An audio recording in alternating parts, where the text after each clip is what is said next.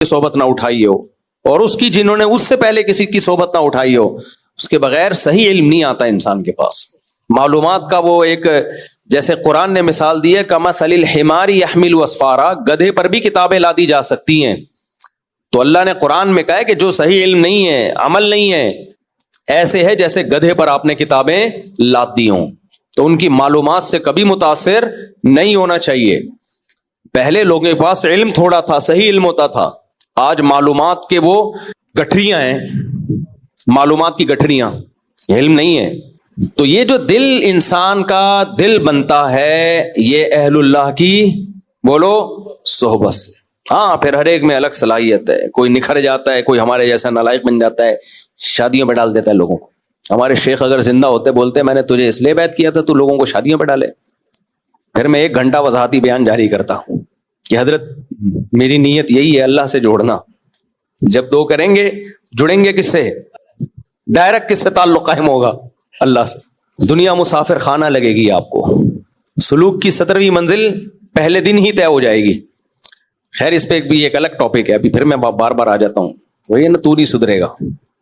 تو دل بنتا ہے اہل اللہ کی صحبت سے۔ تبھی ہم کہتے ہیں بھائی تبلیغ میں وقت لگاؤ، اس میں بھی اللہ والوں کی صحبت ملے گی آپ کو۔ صبح و شام کیا باتیں ہوں گی؟ اللہ سے ہوتا ہے بھائی، اللہ کے غیر سے نہیں ہوتا۔ اللہ پہ اعتماد آئے گا، اللہ پہ توکل آئے گا، کچھ اللہ کی باتیں کرو گے، دل میں کون آئے گا؟ اللہ آئے گا۔ علم علماء سے سیکھو، علم علماء سے سیکھو۔ مسائل کا علم کس سے سیکھا جائے گا؟ علماء سے۔ صرف مسائل کا علم نہیں، شریعت میں کس فضائل کی کیا حیثیت ہے وہ بھی علماء سے۔ اس کی ایک مثال دیتا ہوں میں۔ ہمارے ایک دوست سے تبلیغ میں، کروڑ پتی ماشاءاللہ، ان کی ماہانہ آمدن 1.5-2 کروڑ روپے ہوگی۔ اب تبلیغ میں وقت ان کا بہت لگا ہوا، اللہ سے ہونے کا یقین، غیر اللہ سے نہ ہونے کا یقین، یہ باتیں بہت کرتے تھے، کرنی چاہیے۔ ایک دن گپ شپ لگائے، میرے ساتھ بیٹھے ہوئے کھانا کھا رہے ہیں۔ میں نے کہا آپ کی آمدن، کوئی اپنی آمدن بتاتا نہیں ہے، تو میں نے یہ نہیں پوچھا آپ کی آمدن کتنی ہے، مجھے پتا تھا کہ پتہ نہیں بتائیں نہ بتائیں، کسی سے پوچھنا بھی نہیں چاہیے، یہ پکڑا جاتا ہے بعض دفعہ، پکڑا ایسے جاتا ہے وہ بیوی کو جا کے بتا دیتا ہے اس کی، تو پھر بیگم کو جب پتہ چل جائے تو پھر مسائل کھڑے ہونا شروع ہو جاتے ہیں۔ تو ویسے ہی اتنا خرچ کر لو بیگم کے اوپر، اللہ نے جتنا دیا اس کے حساب سے خود ہی خرچ کرو، تاکہ وہ پوچھے ہی نہیں، بھائی جتنا ہے خرچ ہو رہا ہے۔ تو کہنے لگے میں اتنا کماتا ہوں، تو میں نے کہا آپ اس کو ڈبل بھی تو کر سکتے ہیں بڑے آرام سے، آپ کو تو محنت نہیں کرنی پڑے گی، آپ کا تو تجربہ اتنا ہے، ایسے جنرل اسٹور چند اور کھول لیں، ملازمین کو بٹھا دیں اس میں۔ کہنے لگے کیا ضرورت ہے؟ اب یہ ہے علم تو نہیں، یعنی اللہ کی محبت تو ہے۔ دنیا کو مسافر خانہ بھی سمجھتے ہیں، لیکن مسافر خانہ سمجھنے کا مطلب نہیں سمجھتے۔ وہ مطلب تو بھائی علماء بتائیں گے، مسافر خانہ سمجھنے کا مطلب کیا ہے؟ کہہ رہے میں اتنا کما رہا ہوں، میں کیوں 2-4 جنرل اسٹور اور کھول لوں، تو میری آمدن ڈبل ہو جائے گی، تو کیا کرنا ہے میں نے؟ پھر کہنے لگے یہ دنیا تو مسافر خانہ ہے، مفتی صاحب آپ ہی کے بیان میں سنا ہے، تبلیغ میں بھی ہم کہتے ہیں اللہ سے ہوتا ہے، اللہ کے علاوہ نہیں ہوتا، تو اتنی کیا ضرورت ہے مجھے پیسہ ڈبل کروں میں؟ تو میں نے ان سے کہا کہ ضرورت تو اس کی بھی نہیں ہے جو آپ کما رہے ہو 1 کروڑ روپے، اس کی ضرورت ہے؟ میں نے کہا ہم تو نہیں کما رہے، ہمارے بارے میں اڑا دیا کسی نے، مفتی صاحب ہر مہینے یوٹیوب سے 1 کروڑ کماتے ہیں، اڑانے پر گورنمنٹ کی طرف سے کوئی پابندی نہیں ہے۔ تو میں نے کہا ہم تو نہیں کما رہے اتنا، تو آپ کو کیا ضرورت ہے؟ میں نے کہا 15,000 میں آپ کا اچھا گزارا ہو جائے گا، ویسے بھی وہ ذرا بھاری جسم کے تھے، میں نے کہا آپ کو تو ویسے بھی غربت میں آپ کی صحت زیادہ اچھی ہوگی، جتنے غریب رہو گے اتنی صحت آپ کی بولو زیادہ، آپ کو تو 1 وقت کھانا ملنا چاہیے، 2 وقت تو ہم جیسوں کے لیے ہے، آپ کے لیے کتنا ہے؟ 1 ٹائم کھانا، دوسرا ملے ہی نہیں، تاکہ آپ ہینڈسم اینڈ اسمارٹ بن جاؤ، دبلے ہو جاؤ، باریک ہو جاؤ آپ۔ میں نے کہا بھائی ضرورت تو اس کی بھی نہیں ہے جو آپ کما رہے ہو، بہت زیادہ ہے یہ، تو یہ بھی چھوڑ دو آپ پھر۔ میں نے کہا بھائی یہ جو آپ اتنا کما رہے ہو، یہ کیوں کما رہے ہو آپ؟ تاکہ خرچ کر سکو آپ۔ اللہ کو اوپر والا ہاتھ نیچے والے ہاتھ سے پسند ہے۔ مسلمان جتنا طاقتور ہوگا مالی لحاظ سے، اسلام اتنا ہی طاقتور ہوگا۔ مسلمان کمزور ہوگا تو اسلام کمزور ہوگا۔ میں نے کہا بھائی اکنامکلی مسلمان کو مضبوط ہونے کی ضرورت ہے۔ ملک کے لوگ پاورفل ہوں گے تو ملک پاورفل ہوگا کہ نہیں ہوگا؟ پاکستان کو ترقی دینا چاہتے ہو تو قوم ترقی پہ آ جائے، یہ بھی تو ایک طریقہ ہے نا، خود بھی تو ہلو چلو کچھ کرو۔ میں نے کہا بھائی آپ اس نیت سے کماؤ، ہاں یہ نہیں کہ کمانے میں آپ صبح و شام ایک کر دو, نہ گھر کو ٹائم, نہ صحت کو ٹائم, نہ تبلیغ کو ٹائم, نہ دین کی دعوت کو وقت, یہ تو غلط ہے. لیکن اگر آپ آرام سے زیادہ ٹائم سرو کیے بغیر ڈبل کر سکتے ہو اس آمدن کو, تو پھر آپ کرو. اس لیے کہ اس سے فائدہ کس کو ہوگا؟ ملک کو فائدہ ہوگا, دینی مدرسوں کو فائدہ ہوگا. شراب پینے والے کی آمدن ڈبل ہوتی ہے تو فائدہ شراب کی کمپنیوں کو ہوتا ہے کہ نہیں ہوتا؟ ڈبل بوتلیں پینا شروع کر دیں گے. کیا خیال ہے؟ دہشت گردوں کی آمدن بڑھتی ہے تو فائدہ دہشت گردی کو ہوتا ہے. فائدے سے میری مراد وہ دہشت گردی زیادہ ہو جاتی ہے. چوروں کے اسٹیبل ہونے سے چوری کو فائدہ ہوتا ہے. ظالم کے مضبوط ہونے سے ظلم بڑھتا ہے دنیا میں. تو نیک لوگوں کے پاس دولت آنے سے کیا فائدہ ہوتا ہے؟ نیکی دنیا میں پھیلتی ہے بھائی. ہمارے نبی صلی اللہ علیہ وسلم نے مدینہ میں خود بازار قائم کیا تاکہ تجارت یہودیوں کے ہاتھ سے نکل کے کس کے پاس آئے؟ صحابہ کے ہاتھ میں آئے تجارت. قرآن نے کہا کہ جب تم حج کرنے جاتے ہو تو تجارت پر کوئی پابندی نہیں ہے. صحابہ سمجھتے تھے کہ ہم حج کریں گے تو ہماری حج ضائع نہ ہو جائے اگر ہم تجارت کرنا شروع کر دیں. اللہ نے کہا کوئی پابندی نہیں ہے, کیونکہ اللہ کے علم میں تھا کہ پوری دنیا سے لوگ آئیں گے, یہاں مسلمانوں کو تجارت کا موقع ملے گا, پوری دنیا میں مسلمانوں کا بزنس بڑھے گا, اس سے اسلام کو طاقت ملے گی. لیکن مسلمانوں کی بیچاروں کی ایسی کی تیسی, حج ہم کرتے ہیں, پروڈکٹ ساری یہودیوں کی بکتی ہیں, اس لیے یہودی کبھی ہمارے حج سے پریشان نہیں ہوتا. میں نے وہاں پوچھا, میں نے کہا یہاں تو سب کچھ, حتیٰ کہ چکن بھی باہر غیر مسلم کنٹری سے آ رہی ہے. ابے چکن تو خالصتاً مسلمانوں کا کام ہے, ہم کیسے اعتماد کریں؟ تو پتا چلا کہ جی پہلے ایک پاکستانی کو دیا تھا انہوں نے یہ کام, اب پتہ نہیں خبر صحیح ہے غلط ہے, تو پاکستانی کو دیا تھا, اس نے 2-3 دفعہ تو صحیح مال بیچا, اس کے بعد اس نے کیا کر دی؟ ڈنڈی ماری. سعودی حکومت نے ہمیشہ کے لیے بین کر دیا, تمہاری ایسی کی تیسی. ایک واقعہ تو میں نے اپنی آنکھوں سے دیکھا ہے, کاپر جا رہا تھا یہاں سے, ایکسپورٹ ہو رہا تھا کاپر. ہمارے ایک دوست ہیں, ان کا کاپر کا بہت بڑا بزنس ہے, بھٹی کا. میں نے آپ کو دکھایا بھی تھا ایک دفعہ ولاگ میں, وہ کاپر کی نا بھٹی میں ڈال کے پگھلاتے ہیں, باہر بھیجتے ہیں اس کی پلیٹیں بنا کے. تو ان دنوں میں کاپر کو بین کر دیا. وجہ کیا ہے؟ ایک ہمارے ماشاءاللہ پاکستانی بھائی نے, تبھی تو میں کہتا ہوں کہ یہ ہم بلا وجہ زرداری کو برا بھلا کہہ رہے ہوتے ہیں اور اپنے حکمرانوں کو. ہمارے پاس اگر حکومت آ گئی تو ہم فرعون سے 4 ہاتھ بولو آگے نکلیں گے. یہ قومی مسئلہ ہے, یہ کوئی اکیلا کسی خاندان کا مسئلہ نہیں ہے. تو کیا ہوا کہ کاپر جب باہر جانا شروع ہوا تو ایک صاحب نے ڈنڈی ماری. ڈنڈی یہ ماری کہ وہ کچھ پلیٹیں کاپر کی ان کے اوپر یا چادر کاپر کی چڑھا دی, اندر گڑبڑ کر دی. وہ جو بیچارے جتنے ایماندار تاجر تھے ان کا بھی بیڑا غرق. آپ کو یاد ہے بلیک چک اور وائٹ چک فنچیز آیا کرتی تھیں, پرندوں کا بزنس جنہوں نے کیا ہے نا, ایک پیئر 5,000 روپے کا بکتا تھا. ایک چک آتی تھی چڑیا, تو اس کے کان پہ نا بلیک کلر کا ہوتا تھا, اس کی بہت قیمت تھی, بہت لوگوں نے پیسہ کمایا. میں نے بھی اس میں انویسٹمنٹ کی تھی ایک زمانے میں, اور اللہ نے مجھے بھی اس سے دیا. اچانک باہر پابندی لگ گئی تو لوگوں کا لاکھوں کروڑوں کا بزنس ٹھپ ہو گیا. کیوں بھائی؟ پاکستانی بھائیوں نے یہ کیا کہ وہ چک تو کوئی اور کلر کی تھی, اس پہ ماشاءاللہ گھر کے جو بچوں کا مارکر ہوتا ہے نا, جو اسکول میں تو آج کل کسی کام آ نہیں رہا, تو پاکستانیوں نے سوچا کہ یار یہ یہاں کالا نشان اس سے لگا دو. ان کا بس نہیں چل رہا, اونٹ پہ زیبرے کا کلر کر کے, ژرافے کا کلر کر کے ژرافہ بنا کے بیچ دیں. رشتوں میں تو ہو رہا ہی ہے, بلیک دلہن ہوتی ہے وائٹ کلر کر کے پہنا دیتے ہیں. چند دن پہلے ہمارے کسی جاننے والے کی شادی ہوئی, مجھے بڑے فخر سے بتا رہے ہیں میں نے دلہن نہیں دیکھی, اب تک نہیں دیکھی. میں نکاح پڑھا رہا ہوں, میں نے دلہن نہیں دیکھی, یعنی میں اتنا نیک ہوں کہ دیکھی بھی نہیں, بس شادی کر لی. تو میں کہہ رہا تھا میرے بھائی اس کو بولا تو نہیں, اب تو شادی ہو گئی. اللہ خیر کرے, کیا ہونے والا ہے تیرے ساتھ, اللہ پتہ نہیں اندھیرے میں نظر آئے گی کہ نہیں آئے گی, کیا خیال ہے, اللہ ہی جانے. تو اتنے نیک لوگ بھی ہیں. پھر میں نے ان کے رشتہ داروں سے پوچھا, بھائی رشتہ داروں نے تو دیکھا ہے نا, ماؤں بہنوں نے کہا ہاں دیکھا ہے. میں نے کہا چلو غنیمت ہے, اتنا بھی نیک نہیں ہونا چاہیے انسان کو. تو خیر بہنوں ماؤں نے دیکھ لیا پھر بھی ٹھیک ہے, غنیمت ہے. تو کیا کہہ رہا تھا میں, بات کدھر سے نکل رہی ہے یار, بس ٹائم ختم ہو رہا ہے, آج گرمی بھی بہت زیادہ, قدرت بیان جلدی ختم کروں گا. تو خلاصہ یہ نکلا میرے بھائی, نبی صلی اللہ علیہ وسلم نے فرمایا کہ سب سے زیادہ حفاظت کس کی کرنی ہے؟ دل کی کرنی ہے. تو کیسے کرنی ہے؟ دل میں غیر کی محبت نہ آنے دو, ہوس نہ آنے دو, اس کی حفاظت کرو. دولت کی ہوس نہ آئے. کیسے آئے گی دولت کی ہوس؟ جمع کرتے رہنے سے. دولت کی ہوس نکلتی کیسے ہے؟ خرچ کرنے سے. اس کا الٹ چلنا شروع ہو جاؤ گے تو دولت کی ہوس نکل جائے گی. دنیا کی محبت کیسے آئے گی؟ دنیا کا سوچتے رہنے سے. ہر وقت ایسی ویڈیوز دیکھو, یہ ہر وقت ایسی ویڈیوز دیکھتے رہو گے نا, یہ پلاٹ, وہ پراپرٹی, یہ فلانا, یہ اتنے پیسے, یہ اس میں اتنے پیسے, تو دماغ خراب ہونا شروع, کھوپڑی آؤٹ ہوگی. ملے گا اتنا ہی جتنا اللہ نے مقدر میں لکھا ہوا ہے. یہ جو یوٹیوب پہ پیسے کمانے کے طریقے بتا رہے ہوتے ہیں نا, یہ اس لیے بتا رہے ہوتے ہیں, ان کے پاس سارے طریقے ختم ہو جاتے ہیں پیسے کمانے کے. اب ایک طریقہ رہ جاتا ہے کہ پیسے کمانے کے طریقے بتا کے پیسہ کماؤ. کیا خیال ہے؟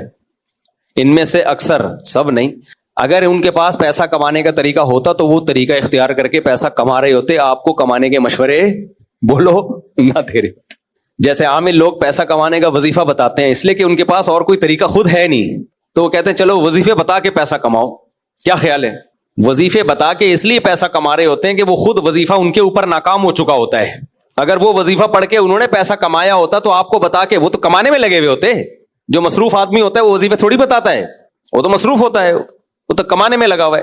بل گیٹ سے آپ پوچھیں کہ یار تو مجھے وظیفہ بتا, کہتا ہے ٹائم نہیں ہے بھائی, میں اتنے $1,000 اور کما لوں گا.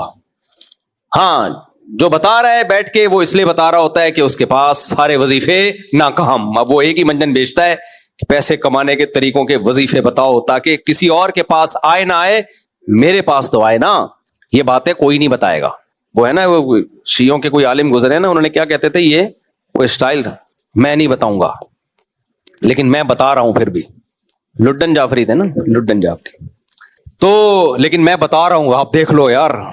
تو جو یوٹیوب پہ پیسہ کمانے کا طریقہ بتا رہا ہے, کمنٹس میں لکھا کرو خود کما لے. کچھ صحیح بھی ہوتے ہیں اس میں سارے کو غلط نہیں کہتا, لیکن میجورٹی بھائی فارغ ہے. تو اور پھر ہر طریقہ ہر ایک پر قرآن نے نا, دیکھو ہر چیز اللہ کی مشیت سے ہوتی ہے, یہ تو ایک طے شدہ بات ہے. لیکن جہاں پیسے کا ذکر آتا ہے, اس بات کا اللہ بہت تذکرہ کرتے ہیں, جس کو چاہتا ہوں دیتا ہوں, جس سے چاہتا ہوں چھین لیتا ہوں. بھائی یہ تو ویسے ہی کامن سینس کی بات ہے. اللہ جس کو صحت دینا چاہے گا مل جائے گی, صحت چھیننا چاہے گا چھین لے گا. لیکن بار بار دولت کے بارے میں اللہ کیوں ذکر کرتا ہے؟ اس لیے کہ دولت میں اس کا بہت زیادہ دخل ہے, کہ بعض دفعہ بغیر محنت کے دولت چھپڑ پھاڑ کے آ جاتی ہے, اور بعض دفعہ سارے طریقے اختیار کر کے دیکھ لیے, یوٹیوب کے سارے کلپ دیکھ لیے, سب کچھ کر کے بھی وہیں کا وہیں. وہ ایک کلپ آیا تھا نا, ایک آدمی سے کسی نے انٹرویو لیا کہ بتاؤ بچپن کی زندگی اچھی تھی یا آج کی اچھی ہے. اس نے کہا بچپن اچھا تھا یار. کیا تھا بچپن میں؟ کہہ رہا ہے یار پیسہ نہیں تھا لیکن سکون تھا. کہتے ہیں اس کا مطلب اب پیسہ ہے سکون نہیں ہے؟ کہتے ہیں اب دونوں ہی نہیں ہے. بچپن میں پیسہ نہیں تھا لیکن سکون تھا, شاید اب پیسہ آ گیا ہو بھائی, سکون نہ ہو. کہہ رہے اب کیا ہے, اب نہ سکون ہے نہ پیسہ ہے, دونوں ہی چیزیں. تو ہوتا ہے ایسا لوگوں کے ساتھ, لوگوں کے ساتھ. امام شافعی کا ایک شعر سنا کے بس بیان ختم کرتا ہوں. امام شافعی رحمہ اللہ تعالی کہتے ہیں, اذا سمعت بان مجدودا حوا عودا فاثمر في يديه فصدقي واذا سمعت بان محروما اتى ماء ليشربه فغاض فصدقي.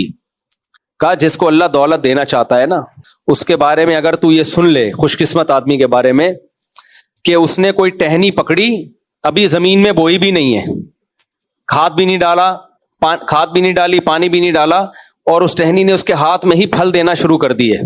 تو کہا تصدیق کر لیا کر, نیک بختوں کے ساتھ ایسے حالات ہو جاتے ہیں. کچھ نہیں بھی کرتے تو وہیں پھل پیدا ہونا. اب دیکھو ہم زمین پہ محنت کرتے ہیں, بعض دفعہ کتنی محنت کرو درخت نہیں اگتا, بعض دفعہ وہاں سے اگاتا ہے جہاں کوئی محنت ہی نہیں کی ہوتی, کچھ محنت ہی نہیں کی ہوتی. تو یہ اللہ کی طرف سے ہوتا ہے بھائی, جب دیتا ہے اللہ بغیر محنت کے.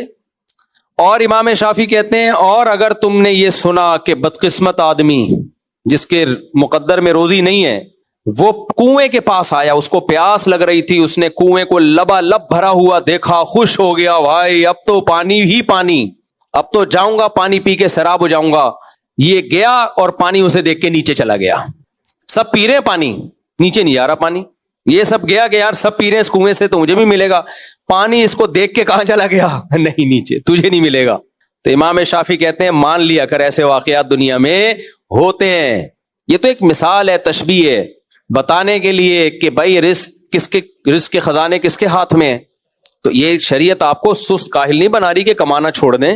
شریعت کہہ رہی ہے اپنی محنت کرو, ملے گا کتنا, جتنا اللہ نے مقدر. تبھی اجملوا فی الطلب, فرمائے اعتدال سے کماؤ, اعتدال سے کماؤ.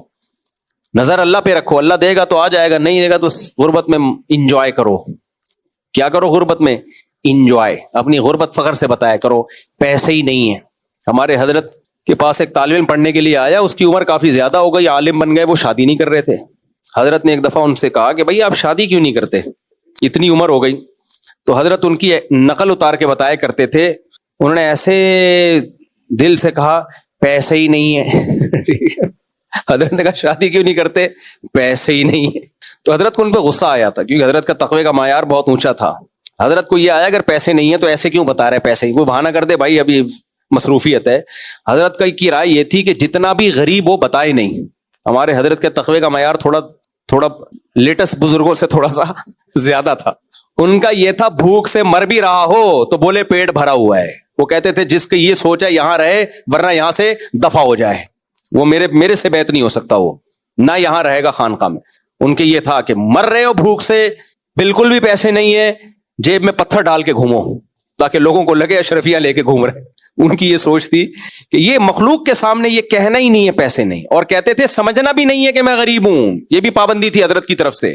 یعنی غریب کہنے پر اپنی غربت دوسروں کے سامنے ظاہر کرنا تو دور کی بات, سمجھنے پر پابندی کہ میں غریب ہوں, کہ میں بہت مالدار ہوں.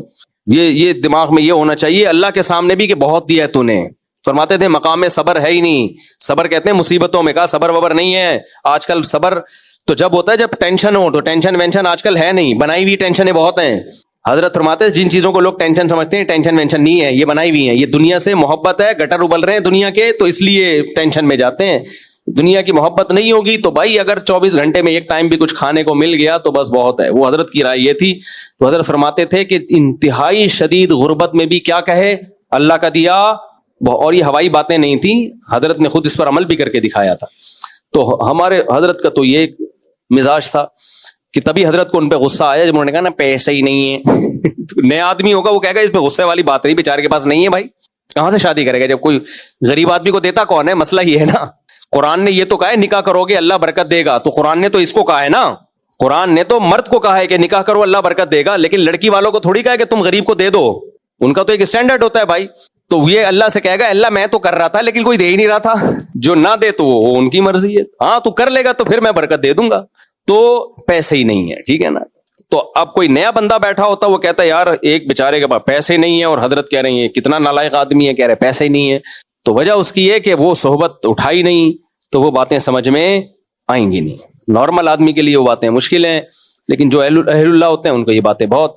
حضرت مولانا تھانوی رحمۃ اللہ علیہ کو کسی نے خط لکھا, غالباً ڈاکٹر عبدالحی رحمہ اللہ تعالیٰ نے, ان کے خلیفہ تھے, بہت ساری پریشانیاں اپنی لکھی کیسے حالات ہیں. تو مولانا تھانوی نے کسی پریشانی کا جواب نہیں دیا, کوئی تسلی کی بات نہیں لکھی. کا افسوس کی بات ہے پورا خط ناشکریوں سے بھرا ہوا ہے. صحیح ہے, پورا خط ناشکری سے بھرا ہوا ہے, جیسے کوئی خوشی نہیں دیکھی, ایسی ڈانٹ لگائی ان کو. تبھی تو ڈاکٹر عبدالحی بنے, پھر وہ اللہ والے بنے. اتنے اللہ نے لاکھوں لوگوں کو ان سے ہدایت دی ہے. اس لیے شاعر نے کہا ہے آئینہ بنتا ہے رگڑے لاکھ جب کھاتا ہے دل, کچھ نہ پوچھو دل بڑی مشکل سے بن پاتا ہے. دل کو رگڑے لگتے ہیں تو دل بنتا ہے. ہم لوگ ہوس کے پجاری ہیں بھائی, ساری خواہشات پوری ہو رہی ہیں, پراٹھوں سے ہمارے پیٹ بھرے ہوئے ہیں, اور جو رمضان میں ایک مہینہ تھوڑی سی ہماری ڈائٹنگ ہوئی تھی اس کی عید بقرعید پہ ایسی کی تیسی, اب دوبارہ جو 70 کلو کے تھے وہ 170 کے الحمدللہ ہو چکے. تو اس کے بعد پھر ہم کہتے ہیں پریشانی ہے, یہ نہیں کام نمٹا, یہ ہو, میں ٹینشن میں ڈپریشن میں جا رہا ہوں. یہ ڈپریشن بنائی ہوئی ہے میرے بھائی, یہ ناشکری ہے, اس کا دنیا میں کوئی علاج. یہ ڈپریشن میں سب سے زیادہ فرعون تھا, سب کچھ تھا لیکن اس کو ٹینشن نہیں تھی. موسیٰ علیہ السلام کیوں آ گئے مجھے سمجھانے کے لیے. تو اللہ تعالیٰ ہمیں ہدایت دے, شکر کی توفیق عطا فرمائے, غموں سے پریشانیوں سے اللہ میں بچائے. اگر جی 2 بھائی ہیں, ایک آدمی دن رات محنت کر کے وہ اپنا نصیب سنوار رہا ہے, پیسہ کما رہا ہے, مکان بھی بنا رہا ہے, اچھا کھا رہا ہے, اور ایک سونے میں وقت گزار رہا ہے, تو وہ اپنا نصیب بگاڑ رہا ہے. تو اس کے متعلق بتائیں کہ یہ مقصد یہ ہے کہ جو اپنے نصیب کو خود بگاڑ رہے ہیں, تو پھر مقصد یہ ہے کہ وہ کیسے, پھر آدمی یہ کہتے جو میرے نصیب میں وہ مجھے مل گیا, ایسے کیسے؟ دیکھو نصیب میں جو ہوگا مل کے رہے گا, یہ تو ایک حقیقت ہے. باقی یہ کہ کیا محنت سے نصیب بدلا جا سکتا ہے, یہ ایسے ہی سوال ہے کہ دعاؤں سے تقدیر بدلی جا سکتی ہے کہ نہیں بدلی جا سکتی. تقدیر کسی چیز سے نہیں بدلتی, دعا بھی تقدیر کا حصہ ہی ہوتی ہے. اللہ نے تقدیر میں لکھا ہوتا ہے کہ اسے ایک پریشانی آئے گی, یہ دعا مانگے گا اور وہ پریشانی دور ہو جائے گی، کیونکہ اللہ کے علم میں ہوتا ہے کہ یہ دعا مانگے گا کہ نہیں مانگے گا، اور کسی کی تقدیر میں لکھا ہوتا ہے کہ اسے پریشانی آئے گی، دعا نہیں مانگے گا اور پریشانی دور نہیں ہوگی۔ تو تقدیر تو اللہ کے علم کا نام ہے، جو اللہ کا علم ہے وہ کبھی بھی چینج نہیں ہو سکتا۔ باقی یہ جو پوستی لوگ ہوتے ہیں وہ کہتے ہیں کہ جو مقدر میں ہوگا پیسہ آ ہی جائے گا تو ہمیں محنت کی کیا ضرورت ہے، تو ان کو یہ بتانا چاہیے تیرے مقدر میں پیسہ نہیں ہے، تجھے نہیں ملے گا کبھی بھی، تو ایسے ہی سڑے گا، ایسے ہی مرے گا، کیونکہ جس کے مقدر میں پیسہ ہوتا ہے عام طور پر، ہمیشہ نہیں، بعض دفعہ بغیر محنت کے بھی آ جاتا ہے، لیکن جس کے مقدر میں پیسہ ہوتا ہے عام طور پر اس کے مقدر میں محنت بھی لکھی ہوئی ہوتی ہے کہ محنت کرے گا اور پیسہ آ جائے گا۔ اللہ کو پتا تھا یہ محنت نہیں کرے گا بلکہ یہی باتیں کرے گا کہ نصیب میں ہوگا تو آ جائے گا، نصیب میں نہیں ہوگا تو نہیں آئے گا۔ اللہ کو پتا تھا یہ باتیں کرے گا، لہذا نصیب میں اللہ نے لکھا ہی نہیں ہوتا۔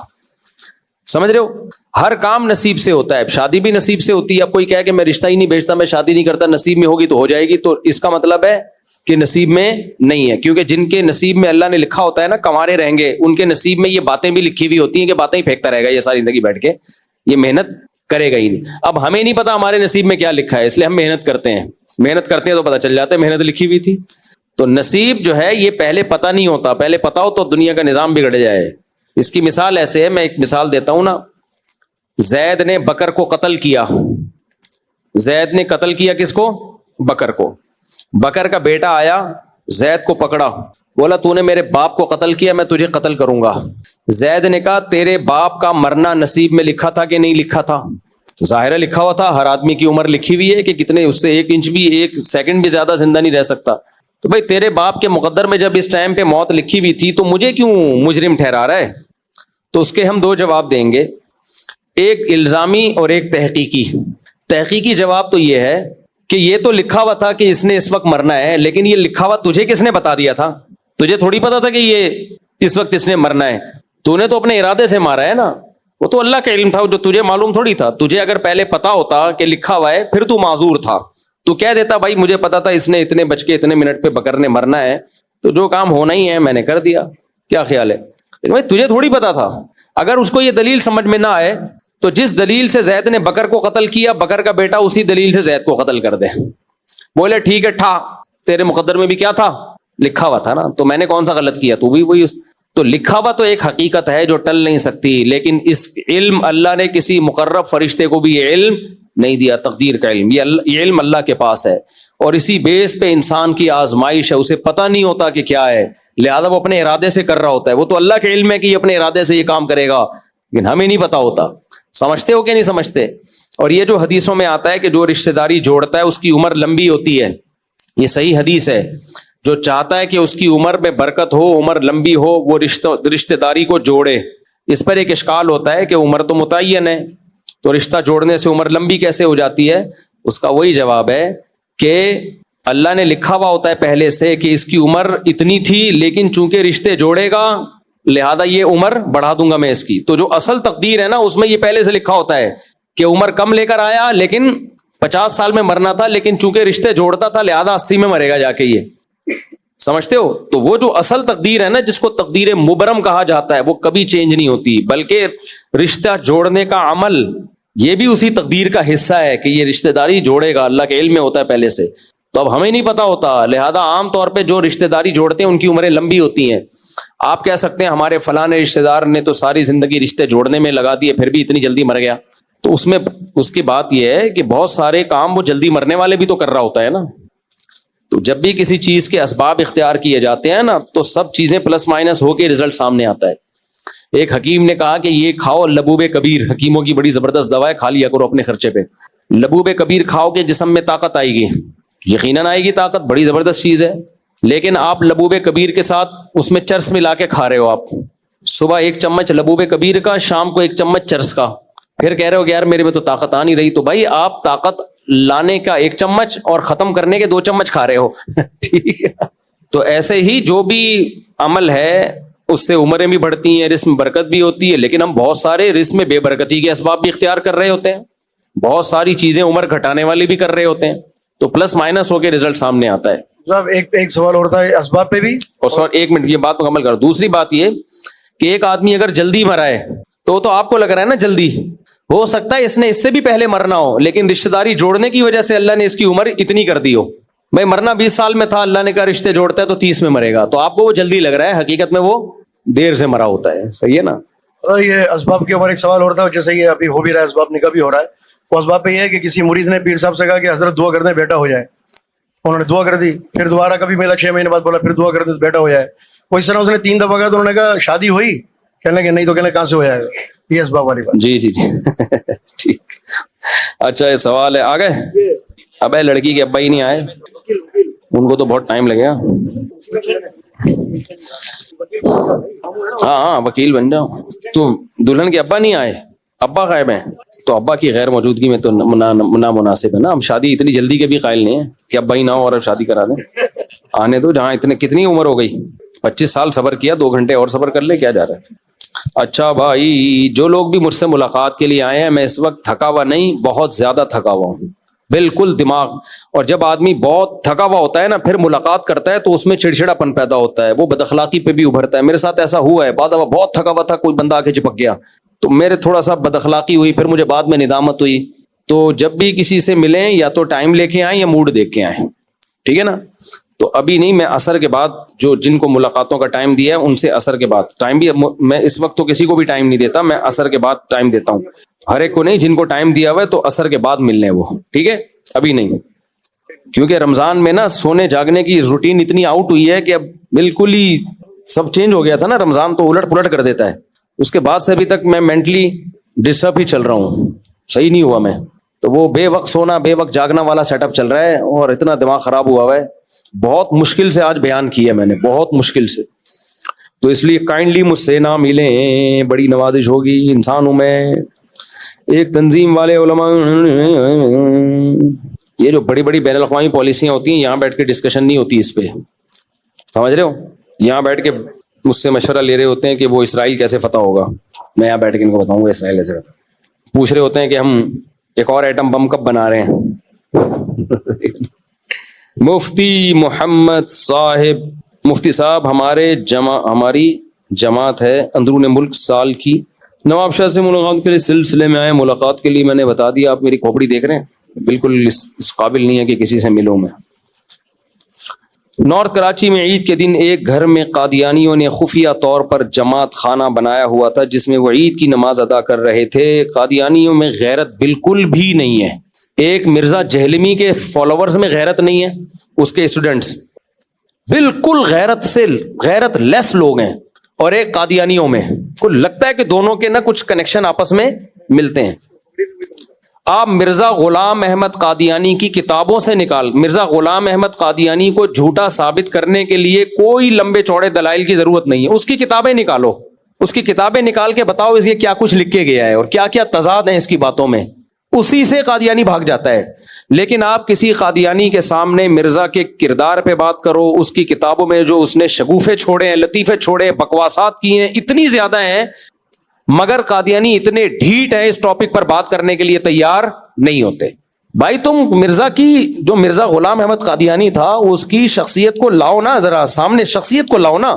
نبوت تو بات کی چیز ہے، پہلے تو ذات ہے نا، شخصیت ہے، کردار ہے، اور اس کی جو باتیں ہیں وہ ہیں. لیکن میں نے دیکھا ہے، ہم نے تو بچپن میں یہ سارے کام کیے ہیں، قادیانیوں سے بحثیں بھی کی ہیں، ان کے لوگوں کے پاس بھی گئے ہیں. ہمارے اساتذہ قادیانیوں کی کتابوں سے نکال کے مرزا غلام احمد قادیانی کی جو بکواسات ہیں، جو کسی پیغمبر کی بات ہو ہی نہیں سکتی، بلکہ کسی شریف انسان کی بات نہیں ہو سکتی، وہ وہی کر سکتا ہے جو دماغی طور پہ بالکل مفلوج ہو چکا ہو. لیکن آپ قادیانیوں کے سامنے دلائل کیا مار لگا دو، ڈھیٹ کے بچے ہل کے نہیں دیتے. وہ ہم کہتے ہیں بھائی اس کا تم یہ ثابت کر دو کہ وہ کوئی اس کی کھوپڑی صحیح کام کرتی تھی، یہ ثابت کر دو، وہ نہیں کرے گا. تو اسی طرح یہ مرزا جہلمی ہے. انجینئر علی مرزا کے کسی نے اس کے دماغ مینٹل ہیلتھ کو دیکھنا ہو نا تو مولانا عمران صفدر صاحب کے چینل کو سبسکرائب کرے. وہ سمجھ رہے ہو، مولانا عمران صفدر صاحب ہیں یوٹیوب پہ، انہوں نے صرف انجینئر کے تضاد نکالے ہیں. آج کیا کہہ رہا ہے، کل بالکل یو ٹرن لے کے الٹی بکواس کر رہا ہے، اگلے دن الٹی بکواس پھینکتا جا رہا ہے.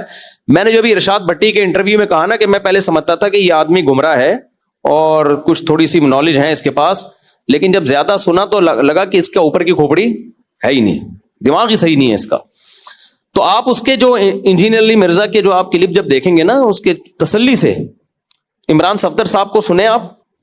کام تو میرے کرنے کا تھا, لیکن ہمارے پاس تو 20 اور اتنے کام ہے نا, خالی ایک ہی بندہ تو نہیں ہے جس کا ہم نے ذمہ داری لی ہوئی ہو, ٹھیکہ لیا ہوا ہو. تو اس کے لیے کچھ لوگوں نے اپنے آپ کو فارغ کیا ہے.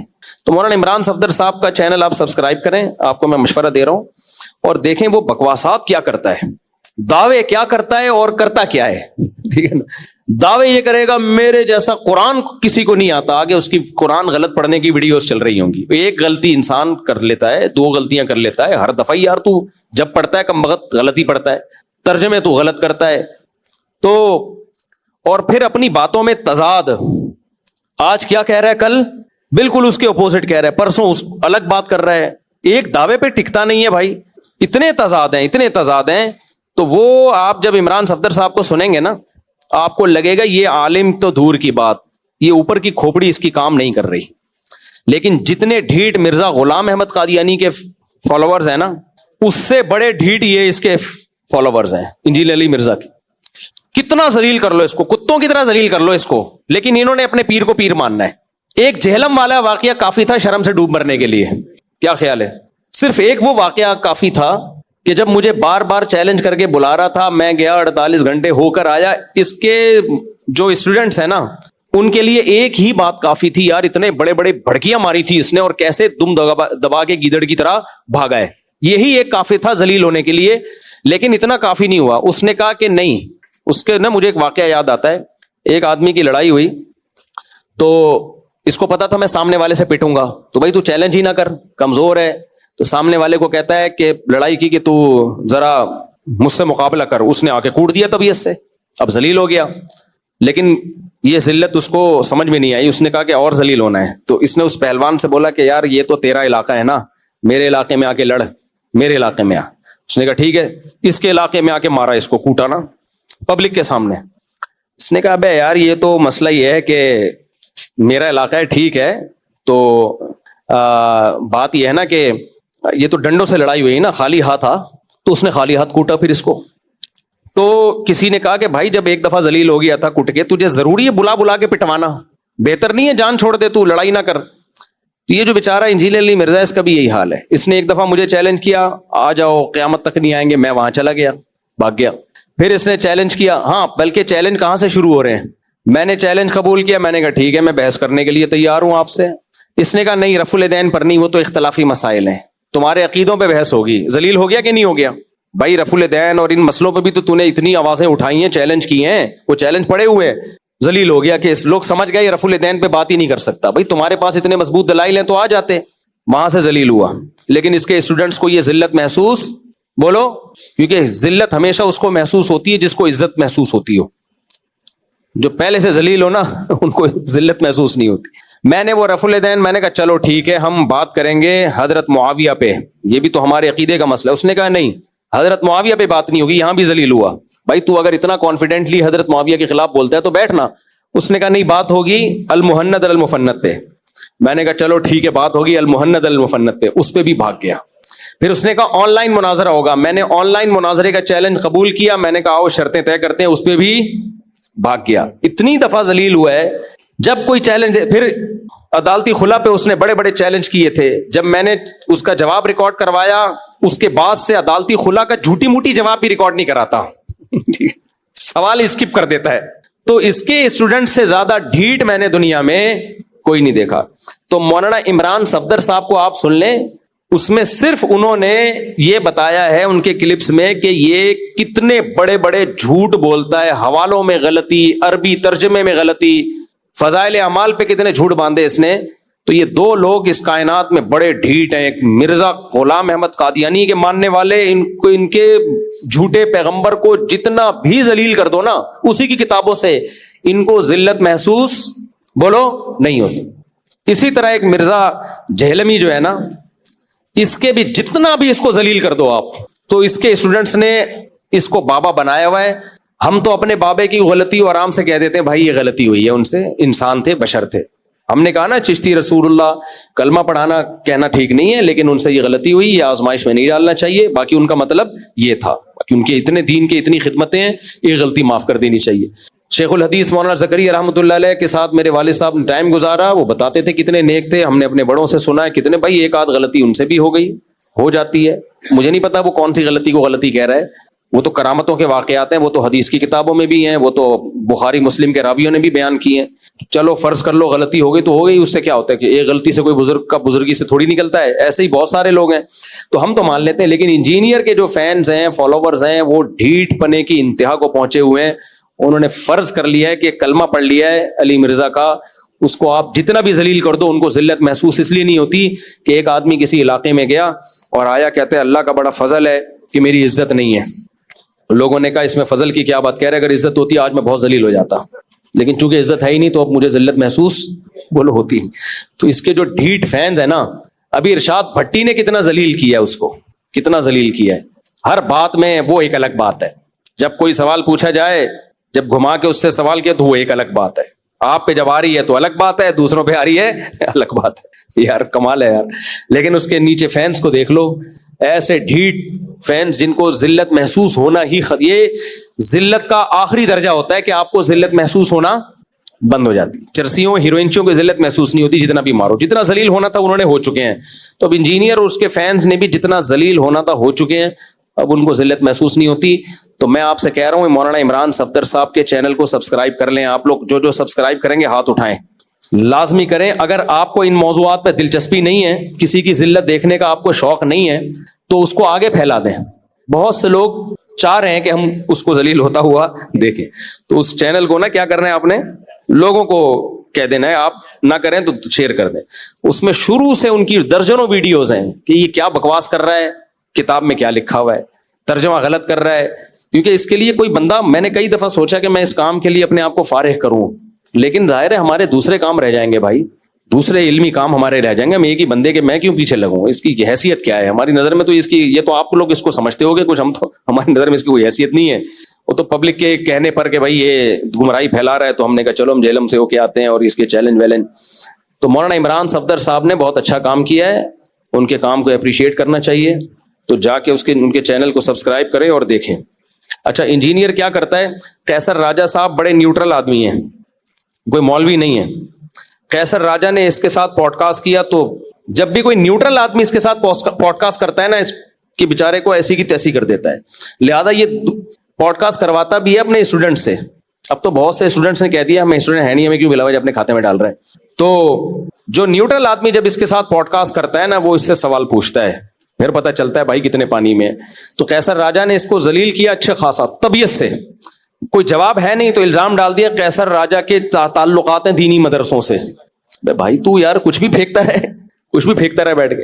بالفرض اگر تعلقات ہے بھی تو اس کا آپ کے ان سوال سے کیا تعلق ہے, جو سوال پوچھا اس کا تو جواب دو نا, اس سے بھی تعلق ہو.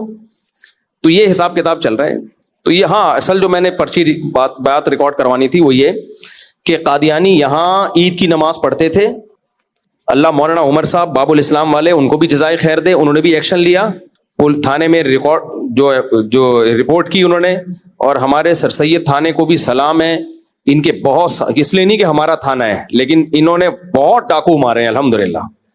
میں نے اپنی آنکھوں سے دیکھا ہے ڈاکوؤں کا مقابلہ کرتے ہوئے انہیں. یہ جو سر سید تھانہ ہے نا ہمارے علاقے کا تھانہ, یہاں کے ایس ایچ او بڑا خاندانی ہے. پہلے والے جو ایس ایچ او وہ بھی, اور یہاں والے ایس ایچ او بھی, جو ابھی آئے ہیں نئے فروخ بھائی, وہ بھی خاندانی آدمی ہے. اور یہاں جو پولیس والے ہیں, انہوں نے اب کیا کیا, جا کے الحمدللہ وہ قادیانیوں کا وہ جو عید گاہ جہاں ہو رہی تھی, ان کی تبلیغ بھی ہو رہی تھی, اس کو سیل کر دیا انہوں نے. تو اس سے ہمیں ایک اور بات پتہ چلتی ہے, بھائی بہت سارے کام قانونی طریقے سے شرافت سے ہو سکتے ہیں, ہم خود ہی نہیں کر رہے ہوتے. اور جب اس طرح قادیانی نماز پڑھ رہے ہیں, عبادت کر رہے ہیں, حکومت کو برا بلا کہتے ہیں, پولیس کو برا بلا کہتے ہیں, کوئی اسٹیبلشمنٹ کو برا, جو چیزیں ان کی بری ہیں وہ آپ ان کو اعتراض کرو, ہمیں کوئی وہ نہیں ہے. لیکن بہت سے کاموں میں ہم برے ہوتے ہیں, ہم خود کوئی قانونی طریقے سے تمیز سے کام نہیں کر رہے ہوتے. اب مار دھاڑ والا طریقہ ٹھیک نہیں ہے. اب قادیانی عید کی نماز پڑھ رہے تھے, لوگ ڈنڈے لے کے پہنچتے, مارتے, اس سے کیا ہوتا, دنیا کے سامنے برا امیج جاتا ہے, یار یہ دہشت گردوں کا ملک ہے, تو یہ کیا کر رہے ہیں. تو کوئی مار دھاڑ والا طریقہ اختیار نہ کریں, قانون آپ کے ہاتھ سپورٹ کرتا ہے. اگر کہیں قادیانی چھپ کے تبلیغ کر رہے ہیں, علاقے کے تھانے میں آپ کمپلین کریں. اگر وہ تھانہ ایکشن نہیں لیتا تو آپ کسی بڑے آفیسر کے پاس جائیں, اس کا باپ بھی ایکشن انشاءاللہ لے گا. تو یہاں مولانا عمر صاحب اور دیگر کچھ علماء کو پتہ چلا, انہوں نے جا کے ایکشن لیا, ہمارے تھانے میں بتایا. الحمدللہ وہ ان کا جو عبادت گاہ تھی, عبادت خانہ تھا, وہ बंद हो गया अल्हम्दुलिल्लाह। इसकी तकलीफ तो हुई होगी मिर्जा जहलमी को ठीक ठाक, वो पता नहीं क्या मसला है, लिबरल लोग उससे बहुत खुश, जो मुल्हिद लोग हैं ना वो बहुत फेवर करते हैं उसको। मैं जब जेहलम से होके आया, सारी दुनिया फतह की मुबारकबाद दे रही थी। एक बहुत मशहूर मुल्हिद है, मैं नाम नहीं लेता उसका, वो मेरे बारे में कहता था मुफ्ती तारिक मसूद कभी जेहलम नहीं जाएगा। मैं कहता था यार ये है तो एथियस्ट,